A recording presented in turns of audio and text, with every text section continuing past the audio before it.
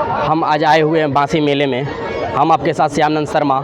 आज हमसे एक कवि जी मिले हुए हैं। चलिए हम इनका परिचय जानते हैं। सबसे पहले तो हमारे चैनल में आपका स्वागत है सर। चलिए, आप सभी दर्शकों को मेरे तरफ से प्रणाम है। वैसे तो मेरा नाम मानधाता मनमौजी है, तो मैं परिचय बता देता हूँ। हर मेन सड़क के मोड़ हई, हर टूटे वाला दिल के हम जोड़ हई। हर मेन सड़क के मोड़ हई, हर टूटे वाला दिल के हम जोड़ हई। साहित्य के क्षेत्र में लिखी ले मनमौजी, हम ही मानधाता कुमार गोण हई। हम ही मानधाता कुमार गोण हई। 100 काशी ना एक बांसी जानत सकल जहान, 100 काशी ना एक बांसी जानत सकल जहान। मैं इसी बांसी का रहने वाला, यहाँ आए थे राम, यहाँ आए थे राम। सही बात है, सही बात है, बहुत बढ़िया भैया। और ऐसा कुछ है जो बांसी मेला वाला पे लिखे हुए हैं, हमारे दर्शकों को सुना दीजिए। जैसे बांसी पे तो कविता कई ठो है, लेकिन पहले एक गीत गा रहे हैं। बांसी धाम जिला कुशीनगर में, बांसी धाम जिला कुशीनगर में, जानत बड़ुए सगरी लोग, सब काशी ना एक बांसी, शोर भइले बा चारू ओर। सब काशी ना एक बांसी, शोर भइले बा चारू ओर। यही बांसी पर भोलेनाथ के मंदिरिया, बाटे बगीचा यारी यारी फुलवरिया। यही बांसी पर भोलेनाथ के मंदिरिया, बाटे बगीचा यारी यारी फुलवरिया। हो बोले कोयल बोले लबन मोर, सब काशी ना एक बांसी, शोर भइले बा चारू ओर। चढ़ते कुआर आवे दुर्गा मैया, बगल में बैठल रहे भैरो भैया। चढ़ते कुआरवा आवे दुर्गा मैया, बगल में बैठल रहे भैरो भैया।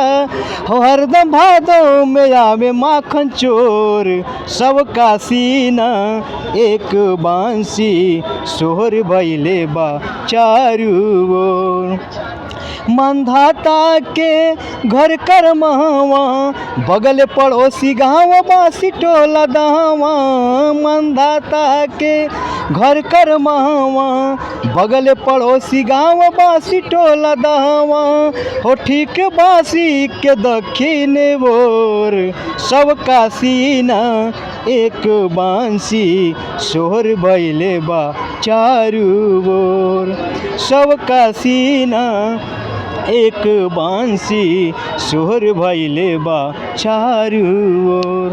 सही बात है, आपका गाना बहुत अच्छा लगा। कहीं नहीं तो कहीं अश्लीलता से अलग हट के इन्होंने जो कंटेंट अपना बनाए हैं गाना, वो अश्लीलता से अलग हट के बनाए हैं। कहा जाता है जहाँ ना पहुँचे रवि वहाँ पहुँचे कवि। और कुछ कविता जो बांसी पे हो थोड़ा सुना दीजिए। जैसे एक कविता में लिखा हूँ, कहा जाता है 100 काशी ना एक बांसी, और बांसी नाम क्यों पड़ा उस पर कविता लिखा हूँ। तो वैसे ही पन्ना देख के सुना दे रहा हूँ। ठीक है, ठीक है, कोई बात नहीं। अभी जैसे नया कविता लिखे हुए हैं तो याद तो नहीं है, क्योंकि आज बांसी का आज नहान मेला है। यहाँ पे आज लाखों के करीब में आज सुबह से लेके पर्यटक आए थे दूर दूर से, क्योंकि बहुत दूर दूर तक नाम है बांसी का। चलिए कवि जी से हम डायरेक्ट कविता को लेके मिलते हैं। चलिए, यहाँ हम भोजपुरी में कविता लिखला बानी, वैसे हम भोजपुरी के हाथ से कवि हैं। तो सुनाओ तनी कविता। ये कविता की शीर्षक बा काहे बांसी पड़ल नाम। 100 काशी ना एक बांसी जानत सकल जहान, 100 काशी ना एक बांसी जानत सकल जहान। सतयुग में सीता के संगे आइल रहले राम, सतयुग में सीता के संगे आइल रहले राम। मिथिला से वापस के चलल रहे बारात, मिथिला से वापस के चलल रहे बारात। बांसी पर विश्राम कैले हो गई जब रात, मिथिला से वापस के चल रहे बारात। बांसी पर विश्राम कैले हो गई जब रात, उन्हीं के विश्राम से पड़ल बांसी नाम। 100 काशी ना एक बांसी जानत सकल जहान। सतयुग में सीता के संगे आइल रहले राम, सतयुग में सीता के संगे आइल रहले राम। सारा लोग नहाइल जब भइल सवेरे दिन, सारा लोग नहाइल जब भइल सवेरे दिन। कार्तिक पूर्णिमा तिथि रहे लेके आइल सुदीन, सारा लोग नहाइल जब भइल सवेरे दिन। कार्तिक पूर्णिमा तिथि रहे लेके आयल सुदीन, तबे से यही जा लागेला हर साल नहान, 100 काशी ना एक बांसी जान सकल जहान। सतयुग में सीता के संगे आयल रहले राम, सतयुग में सीता के संगे आयल रहले राम। जानकी जी के डोली रुकल गांव जानकी नगर, जानकी जी के डोली रुकल गांव जानकी नगर, बांसी टोला करमहवा के जाने लोगवा सगर।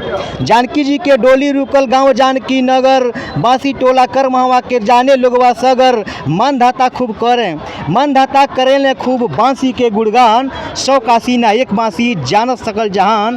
सतयुग में सीता के संगे आयल रहने राम, सतयुग में सीता के संगे आयल रहने राम। बहुत बढ़िया। अगर आप लोगों को कविता थोड़ा भी अच्छा लगे तो कमेंट बॉक्स में ज़रूर बताइएगा कि कविता कैसा लगा। हम आपके साथ श्यामनंद शर्मा, ये छोटा सा हमारा प्रयास कैसा लगा ये भी कमेंट बॉक्स में ज़रूर बताइएगा। फिर मिलते हैं हम अगले नेक्स्ट वीडियो में, तब तक के लिए जय हिंद।